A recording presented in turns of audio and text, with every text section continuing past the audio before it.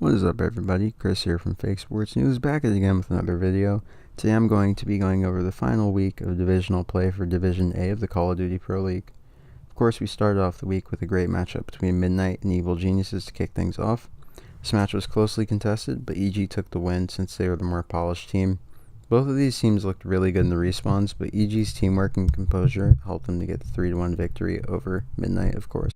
In our next match of the day, we saw LG taking on Reciprocity. This was a great showing for Reciprocity since they had Dens filling in for Tommy, who decided to take some time off. They were able to defeat LG 3-1, and they looked phenomenal in the respawns, apart from the control, of course, which LG won with a decisive 3-1 victory. Moving on to Tuesday, we started the day off with Midnight taking on Reciprocity, and Rec built on the momentum that they had the day prior from their LG matchup by making easy work of Midnight with a 3-0 victory.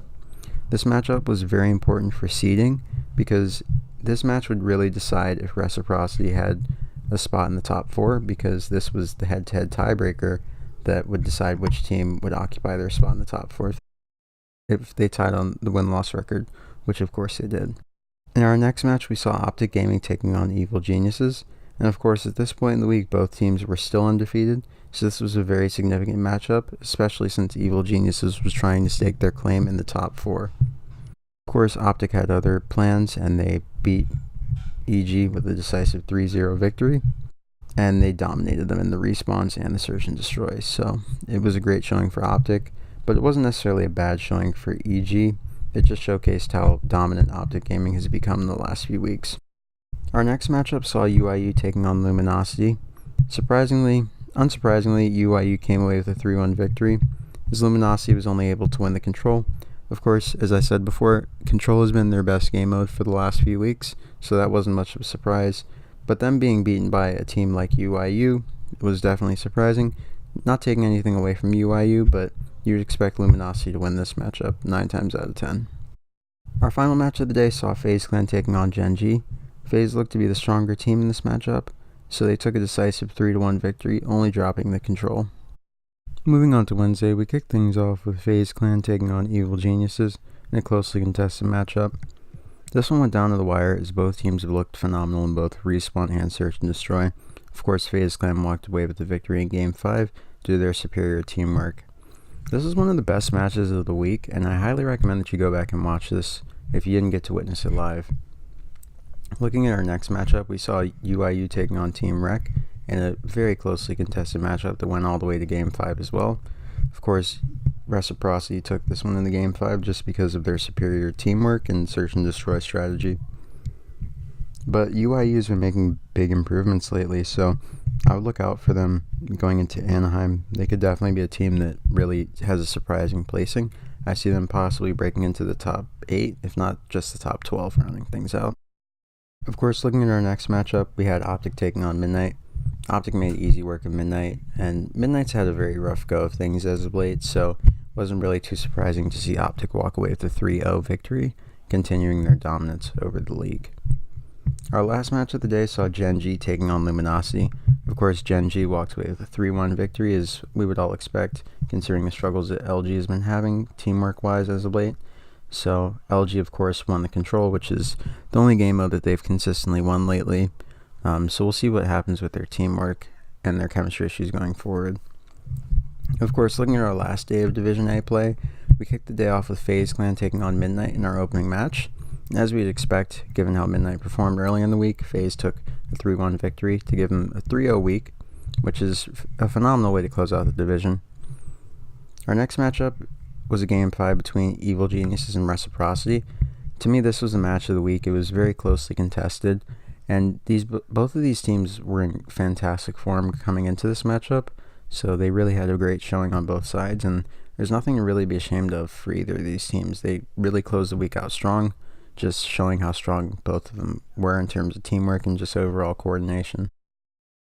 Of course, Reciprocity took it in Game 5, though, because they've just been in great form lately, and adding Dens to the roster has really given them a level of composure that they didn't seem to have before with Tommy.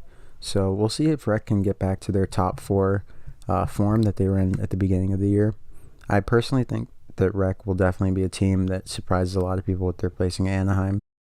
Our next matchup saw UIU upsetting Gen.G in a very closely contested series that went the distance. UIU looked great in this matchup, and this week they really showed that they're a team that's making huge strides and they could really play spoiler against some of the top teams if they're not on their A game. To close the week out, we had a fantastic matchup between Optic and LG. Even though the scoreline doesn't reflect it, it was one of the most closely contested matchups that we saw this week, and I definitely recommend that you go back and watch it if you haven't seen it. The hard point was a 2-point game. The Search and Destroy, of course, was a bit of a wash. Optic even pulled out 4 snipers at one point, just, I guess, trolling or trying out new strats, not sure which. But it was a good matchup regardless. And then, of course, the control was fantastic. It went down to the wire. Optic took a 3-2. They took a 3-0 victory to close out the week with a 7-0 undefeated streak throughout this entire 2-week split. So the Green Wall really finished strong this week. It was one of the best control matchups that I saw this year. Just back and forth on both sides, and both teams look fantastic.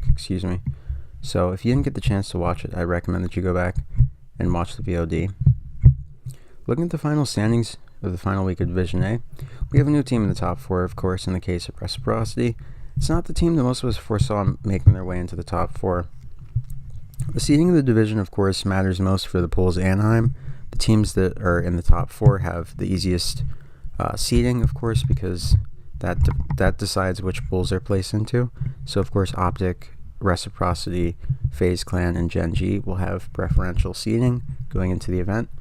And this will help them to obviously get to the winners bracket with more ease if they perform as they should. Looking at the leaderboard, we have Optic, of course, sitting on top. They had a flawless split, as I said before, followed by FaZe Clan sitting in the second spot, who hold a win-loss tiebreaker with Gen.G, but they have the head-to-head tiebreaker victory in their series. Of course, they're closely followed by Team Reciprocity and Midnight, who are tied. Those two teams are followed by Evil Geniuses, of course, who really tried to make their way into the top 4, but just fell a little bit short. Of course, Evil Geniuses is on top of UIU, who they hold the head-to-head tiebreaker against, and, of course, Luminosity is at the very bottom of the leaderboard. This is very surprising considering they're the CWL Fort Worth champions, but they haven't been in great form and they've had so many chemistry issues. It's really hard to blame them. We'll see if Luminosity can kind of fix their chemistry issues, because every other team in Division A is looking to be in great form, as the matches from this week have shown. All of the matches, except for the matches involving Luminosity and a couple of the Gen.G series, were very closely contested, and you can see that the skill gap is definitely closing. Looking forward to next week, I'll be bringing a video previewing Division B play. That'll be the last split before CWL Anaheim, so be sure to watch the action next week and look out for my video coming tomorrow. I hope that you guys have a great morning, noon, or night wherever you may be in the world, and I will catch you on the next video. Peace.